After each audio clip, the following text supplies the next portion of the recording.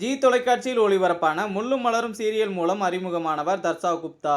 அந்த சீரியலில் பாவாடை தாவணி புடவையுடன் வலம் வந்து ரசிகர்களின் மனதில் இடம் பிடித்தார். அதன் பிறகு இன்ஸ்டாகிராமில் பிரபலமானதை தொடர்ந்து விஜய் தொலைக்காட்சியில் குக்கு வித் கோமாளி நிகழ்ச்சியில் குக்காக கலந்து கொண்டார். ஆனால் அங்கு அவரால் திறன்பட செயல்பட முடியாமல் போனதால் போன வேகத்திலேயே திரும்பி வந்துவிட்டார். பிறகு சோசியல் மீடியாவில் மட்டும் பிரபலமாக இருந்த Dharsha Gupta big boss season 8 நிகழ்ச்சியில் போட்டியாளராக கலந்து கொண்டு எப்படியாவது முன்னுக்கு வந்து விடலாம் என நினைத்தார். ஆனால் பிக் பாஸ் வீட்டிலும் போன வேகத்திலேயே திரும்பி வந்துவிட்டார். பிக் பாஸ் வீட்டிலிருந்து வெளியேறிய தர்ஷா குப்தா கவர்ச்சியை கையில் எடுத்து தனது இன்ஸ்டாகிராம் பக்கத்தில் கவர்ச்சியான போட்டோக்களை பதிவிட்டு வருகிறார். இன்ஸ்டாகிராம் ரசிகர்களுக்காக தனியாக சப்ஸ்கிரைப் பட்டனை வைத்துள்ளார் தர்ஷா குப்தா. இன்ஸ்டாகிராமில் ஒரு சப்ஸ்கிரைபருக்கு 499 வீதம் 409 சப்ஸ்கிரைபர் மூலம் ஒரு மாதத்திற்கு மட்டும் 3,50,000 வரை வருமானத்தை பெற்று வருகிறார் தர்ஷா குப்தா.